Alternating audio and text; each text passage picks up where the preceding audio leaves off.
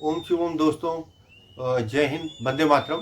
अभी मैं आपसे जो बात करने जा रहा हूँ ये हमारे धराली में, उत्तराखंड में, उत्तरकाशी डिस्ट्रिक्ट में जो धराली में अभी बादल फटा है, जो आपदा आई है, उसके बारे में बात कर रहे हैं। करना चाहता हूँ। जहाँ तक मैंने देखा है, ऑलमोस्ट जो मैंने अपने सोर्सेज से पता करने की कोशिश करी, जो मेरे एनआईएम के कोर्स बडीज थे, उनसे कंफर्म करा, आईएनआईएम के स्ट्रक्चर से कंफर्म करने की कोशिश करी, जो भी कुछ अपडेट्स मुझे मिली हैं वो मैं आपको देना चाहूँगा। सबसे पहले तो मैं भगवान भोलेनाथ जी से प्रार्थना करूँगा कि हमारे सभी भाई जो हैं वो कुशल मंगल हो, सबका परिवार सही सलामत हो, है ना। और सबको इस विपत्ति से निकलने की भोलेनाथ जी जो है वो हिम्मत दें, ताकत दें और सहने की शक्ति दें कि इस आपदा से जो है पार निकल सकें। दोस्तों, आज कल मैं देख रहा हूँ, न्यूज़ चैनल्स में देख रहा हूँ, ऑलमोस्ट तो सबका फोकस जो है केवल धराली में है, ठीक है ना। जबकि मैं आपको बताना चाहूँ तो ये जो बादल फटने के वजह से जो वहाँ पे जो तबाही हुई धराली में तो हुई ही हुई है, साथ के साथ हरसिल में जहाँ पे हमारी आर्मी का कैंप है वहाँ पे भी जो है काफ़ी तबाही हुई है, ठीक है। एकदम से फ्लड आया था तो मेरे थे वहाँ पे एक आध मेरे दोस्त थे जो आर्मी में सर्व कर रहे थे, राजरिफ में थे, वहीं पे पोस्टेड थे। तो मैंने उनसे पता करा तो उन्होंने बताया कि वो उस समय बरेली में थे और बरेली से ही जो है शिफ्टिंग जाती है राजरिफ की वहाँ पे। तो मैंने पता करा तो उन्होंने बताया था कि कुछ जो है हमारे इंडियन आर्मी के सोल्जर्स भी मिसिंग है। अभी न्यूज़ में भी देखा था तो कुछ सोल्जर्स जो है वो मिल चुके हैं। भगवान करे वो सबके सब सही सलामत हो, है ना। और इसके अलावा धराली में मैं अगर बात करूं तो धराली में जो फ्लड आया था वो सबने देखा था, पर अभी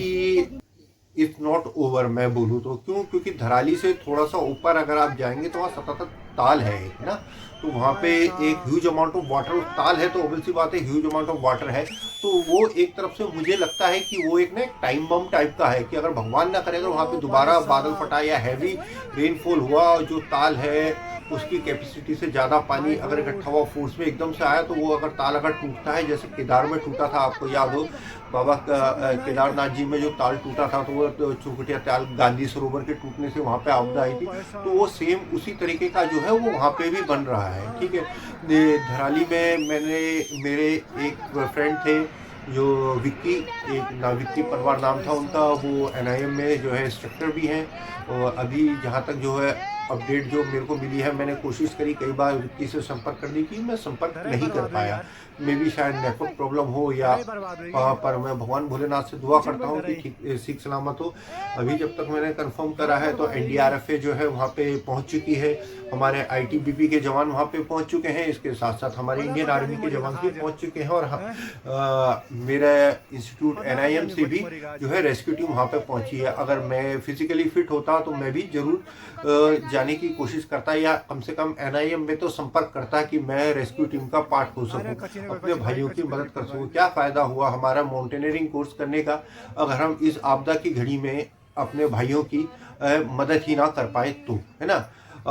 जैसे मेरे को पता लगा था, वहाँ पे धराली में बात हुई तो बहुत सारी कहानियां सामने आ रही थी। एक शिव कृपा होटल था, उसके बारे में सुना कि वहाँ पे उनके ऑनर और उनकी फैमिली खाना खाने के बाद सोने चले गए थे। एम्प्लॉयज़ ने उन्हें आवाज़ दी, वो नहीं सुन पाए, पूरा होटल चला गया, साथ में उनकी पूरी फैमिली चली गई किसी का।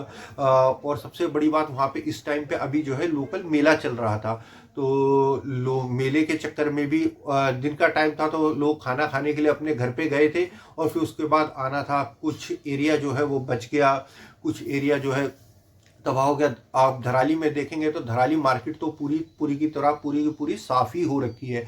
आप देख के बता ही नहीं सकते हैं कि धराली में कोई जो है मार्केट भी थी या यहाँ पे कहीं रोड भी थी। ये तो है जो आंखों से दिख रहा है, और कुछ चीज़ ऐसी हैं जो दिख ही नहीं रही है। दिख ही नहीं रही है इन द सेंस, जो घर आपको सही सलामत दिख रहे हैं सही सलामत नहीं है। घरों में बहुत बड़ी बड़ी दरारें आ चुकी हैं लोगों की, क्योंकि लैंडस्लाइड हुआ, इतना सब कुछ हुआ, एकदम से फटा तो ज़मीन धसकी, तो लोगों के मजबूत घर में भी इतनी चौड़ी चौड़ी चौड़ी दरारें आ रखी है। किस तरीके से, किस हालत में, किस खौफ के माहौल में वो लोग वहाँ पे रह रहे होंगे, आप सोचिए जरा, इमेजिन करके देखिए। वहाँ पे बिहार के भी कुछ जो भाई लोग थे, काम करने आए थे, वो भी थे वहाँ पे, ठीक है। कुछ नेपाल के वर्कर्स, हमारे नेपाली भाई लोग थे, वो भी वहाँ पे काम कर रहे थे। अंदाजन है कि करीबन और 50 से 60 जो लोकल लोग हैं वो भी जो है उनमें गए हैं, कई लोगों का पूरा परिवार चला गया। और ये तो है अभी। और फिर अगर आप थोड़ा आए हरसिल की तरफ भी हुआ, ठीक है, झाला की तरफ भी हुआ, ये भटवाड़ी की तरफ भी हुआ, पूरी रोड जो है वो जगह जगह से टूटी हुई है। रेस्क्यू कार्य जो है वो हेली के द्वारा किया जा रहा है। जेसी मशीनें जो है, बड़ी बड़ी एनएनटी जैसी मशीनें जो है वो हेली लिफ्ट करके जो है वहाँ पे ले जाई जा रही है। और जो लोग वहाँ पे बच गए थे उन लोगों के मुंह से सुना, उन लोगों से पता लगा, तो बता रहे हैं कि भाई मैंने पूरी रात जो है उन लोगों ने डर के जो है सेब के बगीचों में बैठ के काटी, जंगलों में पूरी रात करी। क्योंकि एक बार होता है ना, एकदम नेचर एकदम से आ गया, एकदम फ्लड। किसने सोचा था दिन के 1:30 बजे एकदम से जो है फ्लड आ जाएगा, एकदम से ऐसे ऊपर बादल फटेगा, एकदम से नीचे वाटर आएगा इतना सारा और इतनी सारी जो है तबाही मचा देगा। उन लोगों के खौफ का आप जो है कल्पना नहीं कर सकता है कोई, है ना, हम और ना ही कोई करना चाहेगा, है ना। तो मैं केवल यही चाहता हूँ कि लोग जो है जो अपने स्तर पे जो भी कोई कर सकता है करें, जानकारी दें, ठीक है। मैं इस वीडियो में लिंक में जो है आपको जो जिला प्रशासन की तरफ से जो नंबर, हेल्पलाइन नंबर इशू किए गए हैं वो भी मैं डाल दूंगा, ताकि अगर आप लोग संपर्क करना चाहें तो आप संपर्क जिला प्रशासन से कर सकते हैं, ठीक है। किसी भी तरीके का जो आप करना चाहें कर सकते हैं। और उन लोगों के बाद ये तो थी आपदा, और जो आपदा की बात की जो कहानियाँ होती है, देखिए आप सोचिए वहाँ पे जो लोकल्स थे, जो होटलों में काम करते थे या जो वहाँ करते थे, पूरा मार्केट ही खत्म हो गया, रोजगार खत्म हो गया लोगों का। चलो एक आपदा आई, ठीक है जो सहना था, लोगों ने सह लिया, उसके बाद क्या, है ना, उसके बाद क्या। गवर्नमेंट को उसके बाद भी सोचने की जरूरत है कि हम क्या कर सकते हैं, क्या करना चाहिए। वो लोग कहाँ जाएंगे, क्या करेंगे।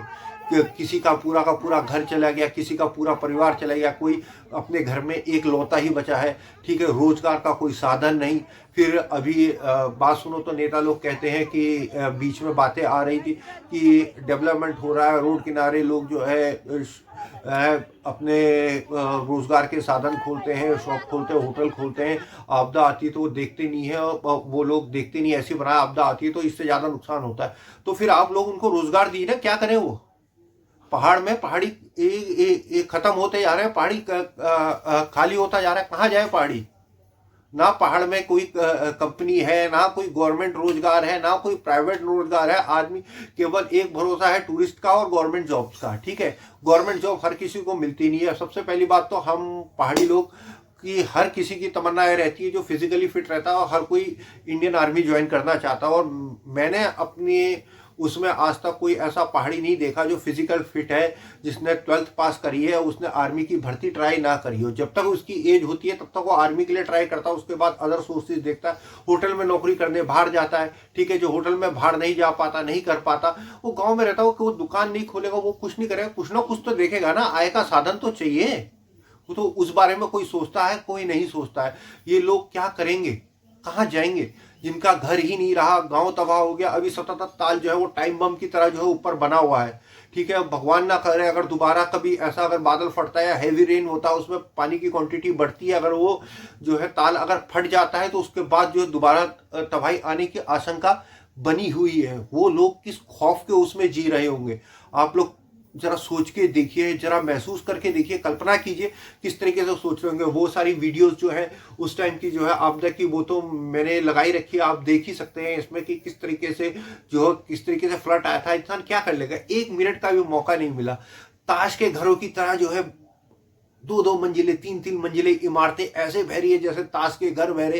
एकदम से प्रकृति, नेचर जब अपने रूप में आता है तो इंसान चाहे कितना ही हैवी स्ट्रक्चर बना ले, कुछ भी बना ले, वो ताश के पत्ते से ज्यादा कुछ नहीं है। वो सब कुछ तबाह हो गया, खेत चले गए, घर चला गया, परिवार चला गया। क्या करेंगे वो लोग, जरा सोचिए, जोर डालिए, अपने दिमाग पे जोर डालिए, सोचिए हम लोग क्या कर सकते हैं। केवल बैठ के बातें ही नहीं, अपने स्तर पे जो कर सकते हैं वो सब हम सबको करना चाहिए, हम सबको आगे बढ़ना चाहिए। यही जो है हमारा फर्ज भी है और यही इंसानियत कहती भी है ना।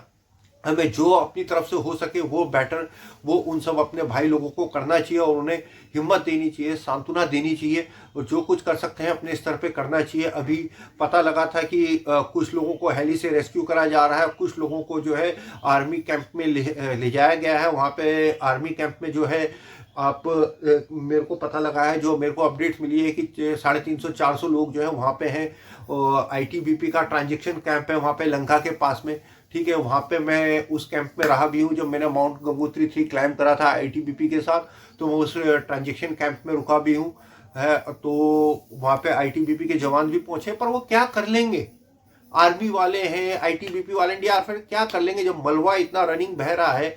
वो जो ह्यूमन के बस में है वही है, वो थोड़ा टेक्निकली साउंड बेटर कर सकते हैं, थोड़ा इक्विपमेंट बेटर हो सकता है, थोड़ा रैपलिंग कर सकते हैं, थोड़ा पुली बांध सकते हैं, जुमारिंग कर सकते हैं, इसके अलावा और क्या कर सकते हैं, रेस्क्यू कर सकते हैं, बट टाइम लगेगा। पर जिंदगी के पास इतना टाइम नहीं है।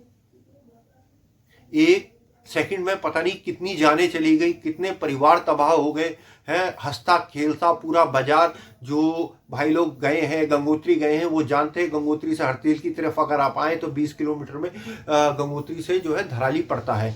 एक छोटा सा बाजार, छोटा सा कस्बा, चारों तरफ सेब के बाग है, एक पुलिया है, पुलिया के इस तरह ऊपर जो है गांव है, इधर जो है धराली मार्केट है, पूरा मार्केट खत्म है, एक होटल वहां पे नहीं बचा है, रोजगार के साधन लोगों के पास नहीं है, घर नहीं है, छत नहीं है, खुले उसमें जो है लोग रह रहे हैं। और जो लोग अपने घरों में रह रहे हैं, डर के माहौल में रह रहे हैं, घरों में बड़ी बड़ी दरारें पड़ी हुई है, भूस्खलन अभी भी हो रहा है, जैसी भी चल रही है, मिट्टी बैठ रही है नीचे, घर में और दरारें पड़ रही हैं। एक तरफ से आप ये समझिए कि तलवार की धार पे वो लोग हैं, कोई पता नहीं, घर में छोटे छोटे बच्चे हैं, कहाँ लेके जाए, जानवर है, मवेशी है, किसान है, गाय है पाली हुई है, भैंस पाली हुई है, बकरियां पाल रखी है, कहाँ जाए, कहाँ छोड़ के जाए, कहाँ जाए, कहाँ जाएंगे वो, क्या करेंगे वो। ये सवाल ये हमारे लिए नहीं सबके लिए है। ये सवाल मैं अपने आप से भी पूछता हूँ, आप भी अपने आप से पूछिए, और ये सवाल प्रशासन को भी अपने आप से पूछना चाहिए कि अगर आप लोग या आप लोगों का परिवार उस जगह होता तो आप लोग क्या करते। एक बार महसूस करके देखिए उन सब भाइयों का डर